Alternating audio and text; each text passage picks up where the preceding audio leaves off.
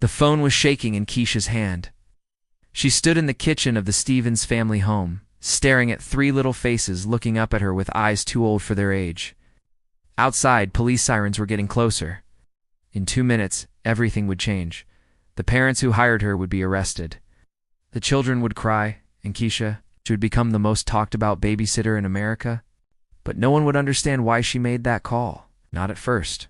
See, when Keisha walked into that house on a quiet Tuesday afternoon, she thought she was just taking a babysitting job. 22 years old, working 2 jobs to pay for nursing school, trying to help her mama with rent. Just another shift. Just another white family in the suburbs who needed help with their kids. She had no idea she was about to uncover something that would shake an entire community. Something that would force people to ask hard questions about who we protect and who we ignore. Something that would make her choose between keeping quiet and doing what terrified her. Because what Keisha found in that house wasn't just wrong, it was evil hiding in plain sight. And the moment she saw it, she knew her life would never be the same.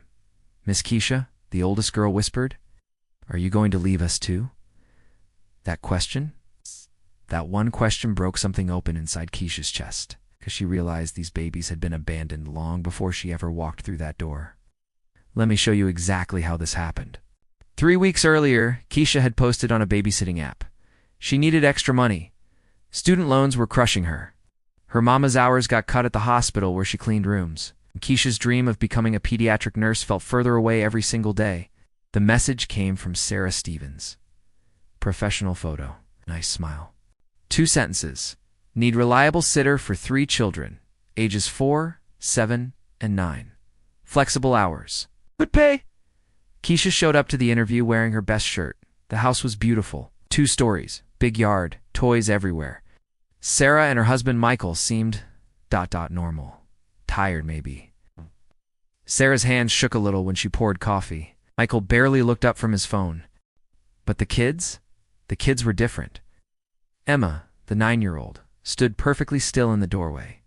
Didn't smile, didn't move. Just watched Keisha with careful eyes.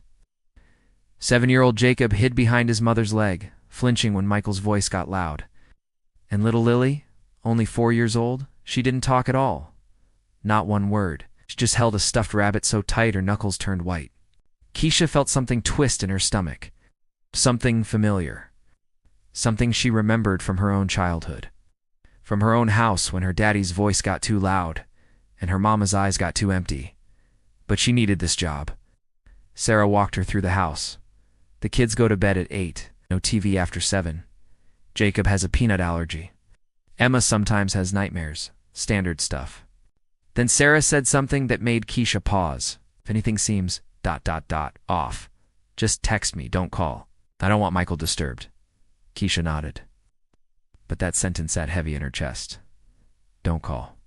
Don't disturb Michael. The first week was quiet.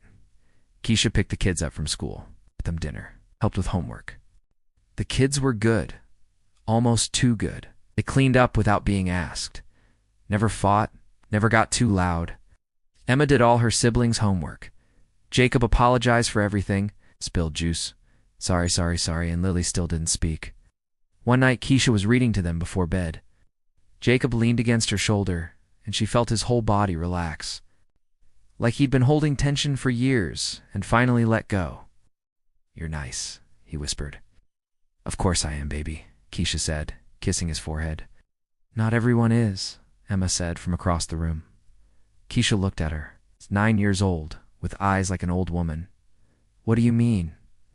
Emma just shook her head. Nothing. But it wasn't nothing. Keisha started noticing things.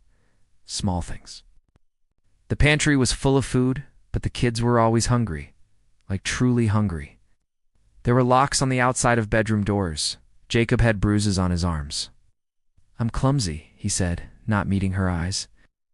Lily's rabbit had a ripped ear, stitched back together with shaky hands, a child's hands, in the basement. Sarah told Keisha never to go in the basement. It's Michael's space. He needs privacy. Every parent has rules. Keisha respected that. But then one Tuesday, everything changed. Sarah called that morning. "We have an emergency, business trip. Can you stay overnight? Just one night?"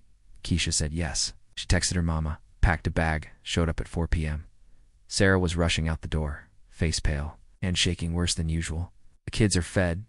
Just, just make sure they go to bed on time, and Keisha. Yeah, don't go in the basement. Then she was gone. The house felt different without adults. Bigger, quieter. Keisha made the kids mac and cheese. They ate like they hadn't seen food in days. 3 bowls each. After dinner, Emma helped clean up. She was scrubbing a plate when she stopped, hands frozen in soapy water. Miss Keisha. Yeah, baby. Do you think someone can be bad even if they look good? Keisha's heart started beating faster. She dried her hands, knelt down so she was eye level with Emma. Why are you asking me that? Emma's eyes filled with tears, because everyone thinks we're a perfect family. But we're not. Emma, sweetheart, is someone hurting you? The little girl's face crumpled. I can't tell, Daddy said. If we tell, nobody will believe us. He said people always believe parents, not kids. Keisha pulled Emma into her arms. The child was shaking. You can tell me, Keisha whispered. I promise I'll believe you. But just when she thought Emma might open up, ... there was a sound. From the basement, a thump. Then another, then ... crying. But if you think that was heartbreaking, ... wait until you see what came next. Keisha's blood went cold. What was that? And she whispered. Emma pulled away, face white with terror. Nothing. It's nothing. Emma, please, Miss Keisha. Please don't go down there. But Keisha was already standing, already moving toward the basement door. Every instinct in her body was screaming that something was wrong, deeply, terribly wrong. Jacob appeared in the hallway. Don't, he said. Daddy will be mad. Your parents aren't here, baby. He has cameras, Emma said quietly. He's always watching. Keisha's hand froze on the doorknob. Cameras Michael was watching. But that sound. That crying. She turned back to the children. Who's down there? Lily, silent Lily, finally opened her mouth. Her voice was so small, like a bird with broken wings. Our brother.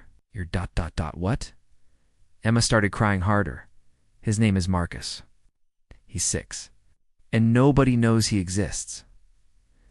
Keisha felt like she'd been punched in the stomach. A hidden child. 6-year-old boy locked in a basement while the world went on above him. How long? Keisha's voice was shaking. How long has he been down there? 3 months, Jacob whispered, since he broke Daddy's trophy. 3 months. 90 days. A child alone in the dark. Keisha's hands were trembling so hard she could barely turn the doorknob. It was locked. Of course it was locked. Where's the key? In Mommy's room, Emma said. But Miss Keisha, if you go down there, Daddy will know. Hell. ... double quotes. He'll what, baby? Emma's voice dropped to barely a whisper. He'll make sure you disappear too. Keisha looked at these 3 children. She thought about the bruises, the fear, the way they flinched at loud sounds. She thought about her own childhood, her own daddy's anger, the way her mama stayed quiet to keep the peace. She thought about every time she'd seen something wrong and looked away because it was her business. Not this time. Listen to me, Keisha said, kneeling down to their level. I need that key. And then I need you 3 to go into Emma's room and stay there. Can you do that? They nodded, still terrified. 5 minutes later, Keisha stood at the basement door with the key in her hand. Her heart was hammering so hard, she thought it might break through her ribs. She unlocked the door. The stairs were dark. She pulled out her phone, turned on the flashlight, and walked down. The smell hit her first. Urine, sweat, fear. At the bottom of the stairs, in the corner, was a small mattress. No sheets. No blanket.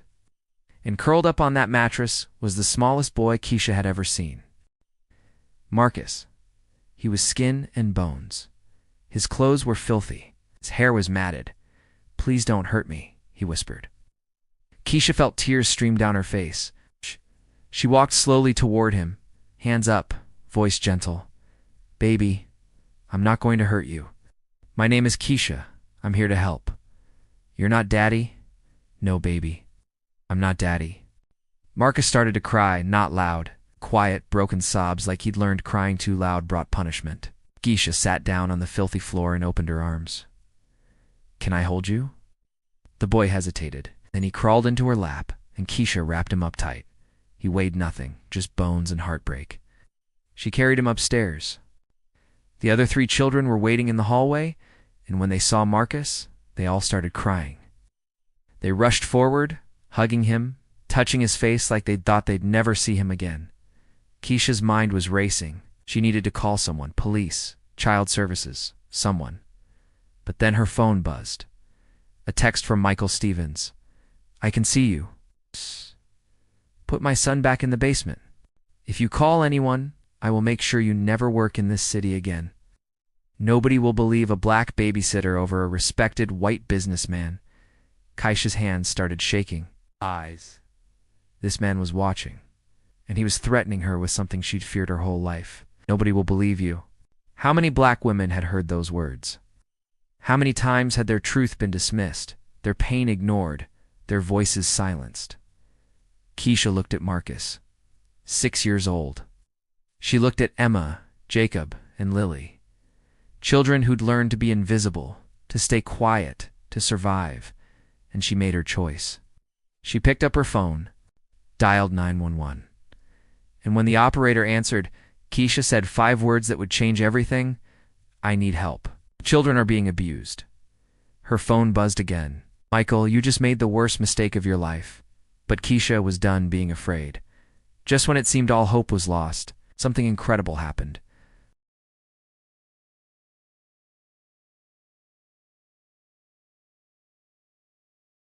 Keisha sat on the couch with all 4 children pressed against her. Marcus was still shaking. Emma held his hand. Jacob kept his eyes on the door. Lily buried her face in Keisha's shoulder. "No, baby. But the police will be here first." 3 police cars pulled up. Officers rushed to the door. Keisha opened it, and she saw their faces change when they looked at her. A young black woman.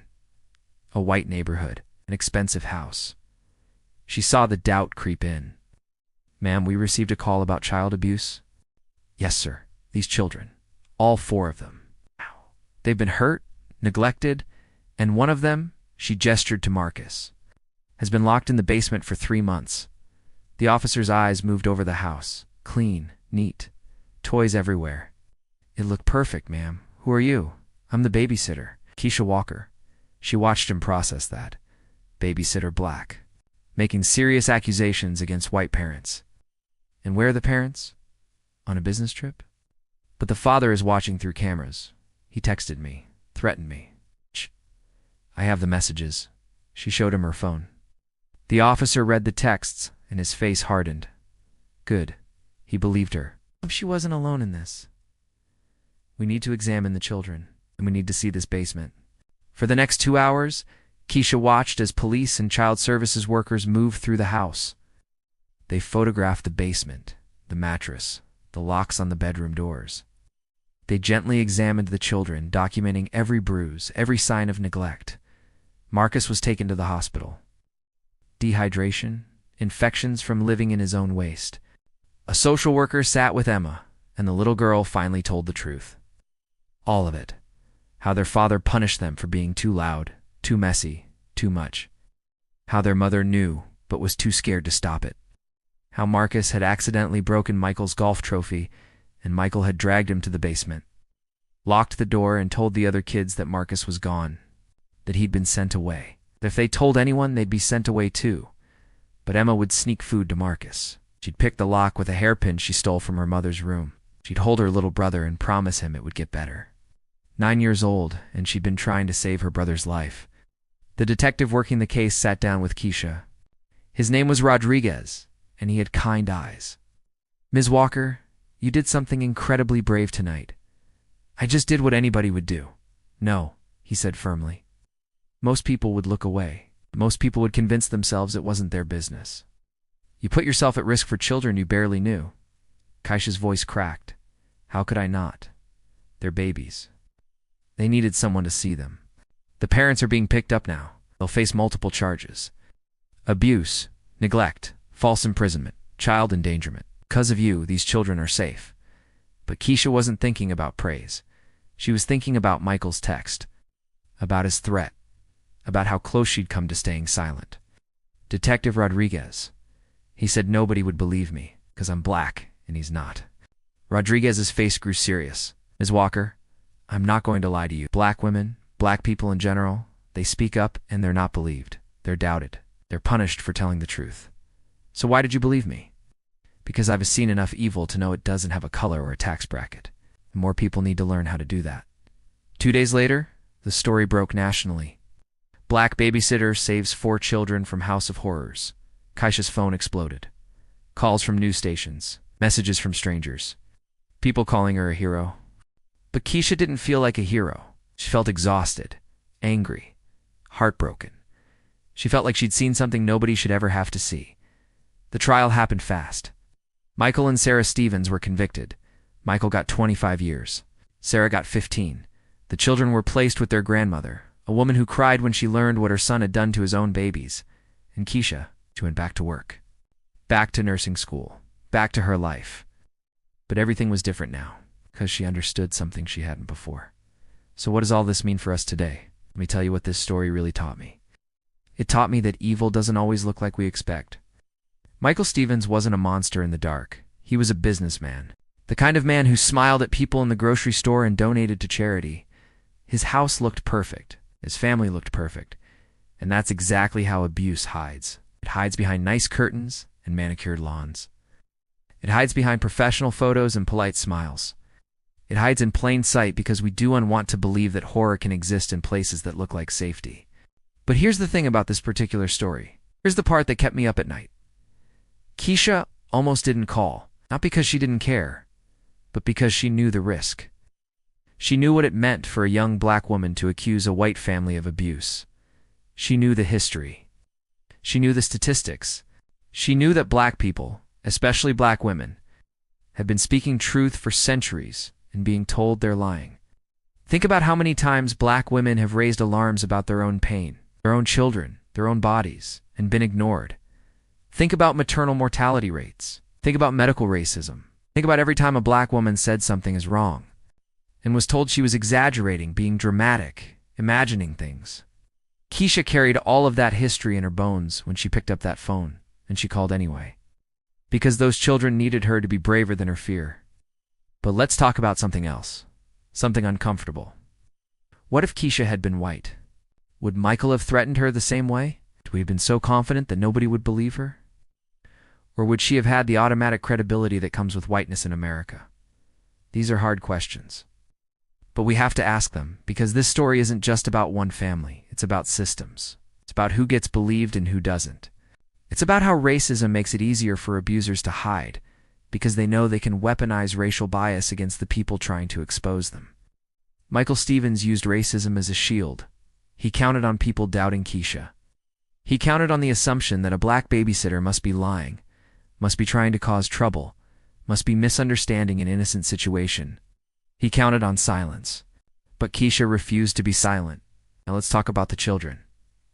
All 4 of them. Emma, who learned at 9 years old that she could untrust the adults who were supposed to protect her, who had to become a mother to her siblings, who picked locks with a hairpin to keep her brother alive.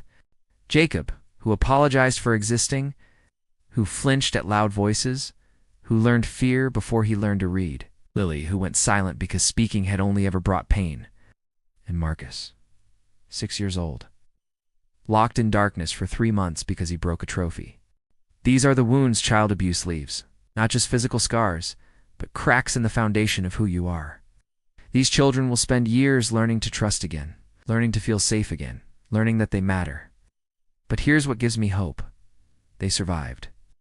And they survived because one person cared enough to act.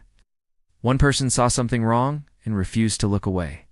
That's all it takes sometimes. One person willing to stand in the gap. One person willing to risk something for someone else. Keisha didn't have power. She didn't have money. She was a 22-year-old nursing student working 2 jobs. She was vulnerable in so many ways. But she had courage, and she had love. She had the knowledge that silence protects abusers, not victims. And that was enough. This story also reminds us of something important about the black community, about black women specifically. How often are black women the ones who step up, who protect other people's children, who work thankless jobs caring for families that aren't their own, who love fiercely and give generously even when the world doesn't love them back. Keisha represents a legacy of black women who have been protecting children for generations. From slavery to segregation to today, black women have been the ones seeing what others miss, speaking up when others stay quiet, and sacrificing their own safety for the vulnerable. That's power. That's strength. It's heroism that doesn't get celebrated enough. But here's what we need to understand. Keisha shouldn't have had to be that brave. Those children shouldn't have needed rescuing. There were warning signs before Keisha ever walked into that house. Teachers saw the bruises. Neighbors saw the family dynamics. Relatives suspected something was wrong. But everyone looked away. Everyone made excuses. Everyone believed the perfect facade. And that's on all of us. We have a responsibility to see each other, to notice when something's wrong, to speak up even when it's uncomfortable. Because evil thrives in silence, thrives when good people decide it's not their problem, thrives when we value politeness over protection. Keisha disrupted that silence. She made noise. She refused to be polite when children were suffering. And the world tried to punish her for it. The Stevens family wasn't the only one attacking her. After the story went public, Keisha faced backlash. People accused her of overreacting, of breaking into the basement without permission, of traumatizing the children by calling the police. Yes, you read that right. People blamed Keisha for traumatizing children who were already being abused. That's how twisted our priorities can become. We worry more about disrupting a family's privacy than we do about a child locked in a basement. But Keisha stood firm. She knew what she saw. She knew what she did was right. And slowly, the truth won. Before we wrap up, there's one final truth you need to hear. ... 6 months after the trial, Keisha got a letter. It was from Emma, 9 years old, now almost 10, living with her grandmother in a house full of light and laughter. In therapy, healing, still scared sometimes, but learning to be a kid again, the letter said. Dear Miss Keisha, thank you for saving us. Thank you for believing me. Thank you for being brave when I was too scared. I want to be like you when I grow up. I want to help people like you helped us. Love, Emma, Keisha cried when she read it. She kept that letter in her wallet. And every time she doubted herself, every time she wondered if she'd done the right thing, she pulled it out and read it again. Because that's the real ending to this story. It's not the arrests, not the news coverage, not the people calling her a hero. But the real ending is for children who get to grow up, who get to heal, who get to know that someone saw them and refused to look away. Marcus is gaining weight. He's in therapy, learning to trust again. He still has nightmares, but he also has days where he laughs, where he plays, where he's just a kid. Jacob is learning that mistakes don't mean punishment, that he doesn't have to apologize for existing. Lily is talking now, not a lot, but enough. She told her therapist that Miss Keisha was an angel and Emma. Emma wants to be a social worker. She wants to protect kids the way Keisha protected her. For futures that almost didn't happen. For lives that were saved because one person cared. But here's what I want you to understand. Keisha didn't save those children because she was extraordinary. She saved them because she was human, because she saw suffering and couldn't turn away, because she had empathy and courage and a belief that children deserve protection. And that's in all of us. That capacity to care, a choice to act. You don't need special training to recognize when something's wrong. You don't need a badge or a degree. You just need to pay attention, to listen when children speak, to notice when adults are too charming, too perfect, too insistent on privacy, and you need to be willing to make the hard call, the uncomfortable call, the call that might make people angry, or get you in trouble, or change your life forever. Because somewhere, right now, there's a child waiting for someone to notice, waiting for someone to care enough to act, waiting for their Keisha. This story isn't just about one babysitter and 4 children. It's about all of us. It's about the kind of world we want to create. A world where children are protected, where truth is believed, where people who look different, or speak differently, or come from different neighborhoods are given the same credibility and respect. A world where courage is celebrated, not punished. A world where black women don't have to be twice as brave to be believed. Keisha graduated from nursing school last year. She works in pediatrics now, caring for sick children, advocating for their needs, listening to their fears. She says she thinks about Emma, Jacob, Lily, and Marcus every single day. She says they saved her as much as she saved them, because they taught her that speaking up matters. That one voice can change everything. That courage isn't about not being afraid, it's about being terrified and acting anyway. The Stevens children are teenagers now. They still struggle. Trauma doesn't disappear just because the abuser goes to jail, but they're alive. They're growing. They're learning to trust and hope and dream. And they know someone fought for them when they couldn't fight for themselves. That's what heroes do. Not because they're fearless, but because they love harder than they fear. So here's my question for you. What would you have done? If you were Keisha standing in that house, knowing the risk, feeling the fear, would you have made that call? I hope you would. I believe you would. Because the truth is, we're all capable of being heroes. We're all capable of standing between harm and the helpless. We're all capable of choosing courage over comfort. And maybe that's the real lesson here. Not that Keisha was special, but that she showed us what ordinary people can do when they choose to see, to care, and to act. The world needs more people like Keisha. More people who refuse to be silent. More people who protect the vulnerable, even when it costs them something. More people who understand that sometimes the hardest stories are the ones that heal us all. Because every time someone stands up for what's right, they make it easier for the next person to do the same. Every time someone refuses to look away, they create a crack in the wall of silence. Every time someone chooses love over fear, they change the world a little bit. Change the world for 4 children. And in doing so, she reminded the rest of us what we're capable of. She reminded us that ordinary people can do extraordinary things. That courage looks like a 22-year-old babysitter with a trembling hand dialing 911. That heroism looks like choosing truth even when lies are safer. That love looks like protecting someone else's children like they're your own. For children are alive today because one woman chose to care. For children have a future because one woman refused to be silent. For children know they matter because one woman showed them that black lives, that all lives, that their lives are worth fighting for. And that's the story. Not just of what happened in that house on a Tuesday night, but of what's possible when we choose each other, when we choose justice, when we choose love.